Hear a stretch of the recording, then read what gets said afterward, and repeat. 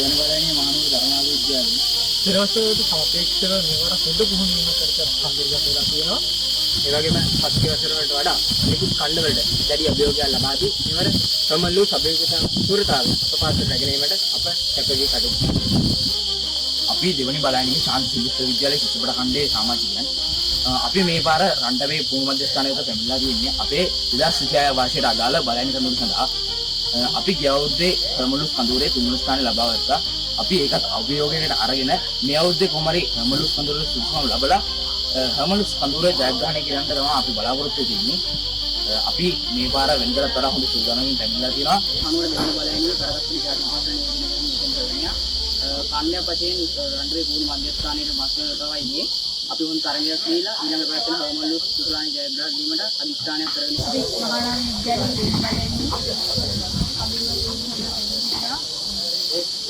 අවසාන ලැබුම් අතරට සම්තරයක් දීලා උන් ජයග්‍රහණය කරනවා. ආයිබෝ මම දෙවන බලයනිය මහනුවර විද්‍යාර්ථ විද්‍යාලයේ ඛණ්ඩ කරේ.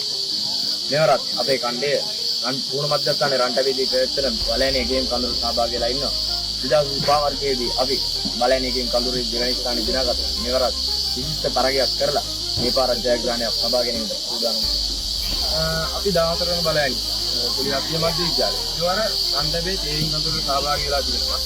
විශිෂ්ට ජයග්‍රහණයක් ලබාගෙන ඔබ තරගයක් දීලා දිනන බලාපොරොත්තු වෙනවා.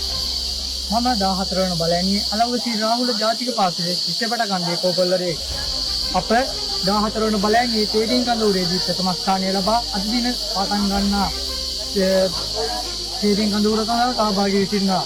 ඇත්තටම අපේ බලාපොරොත්තුව තමයි මෙහිද විශිෂ්ට ජයග්‍රහණ ලබා ගැනීමෙන් ඉදිරියේදී පැවැත්වෙන හර්මලෝස් සොයිසා කුරුලානිය සඳහා තරග දීම. අපට මෙම රණ්ඩවේ පුහුණු මධ්‍යස්ථානය තුළින් අපේ ජීවිතයට ගොඩක් අත්දැකීම් ලැබෙනවා. ඒවා අපට අපගේ පාසලටත් ඒ වගේම අපගේ ඉදිරි වැඩ කටයුතු සඳහා අපිට ගොඩක් ප්‍රයෝජනවත් වෙනවා. ඉතින් මේක අපිට ලැබෙන හොඳ අවස්ථාවක් අපේ ජීවිතේ.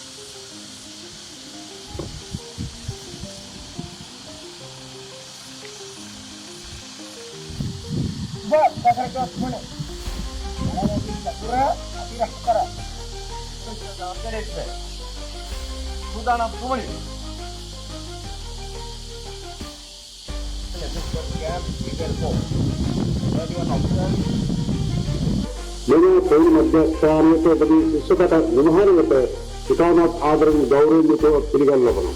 සම්බන්ධ නිවාරි එවැගේම ශිෂ්‍යකට සම්බන්ධි කරෙන්නරින් ඉතාමත් ඕනෑකමින් ඉතාමත් කඩිසරව සමන්දේ ඛණ්ඩය මෙම පරීක්ෂණ සභාව සහ පෙළපාඩි පුහුණුව සභාව මේ විය යුතු වෙනවා. සහිත ස්ථානයක මේ ස්ථානයේ අවත වන සතුන් දවසේ ඔබට සිද්ධ වෙනවා.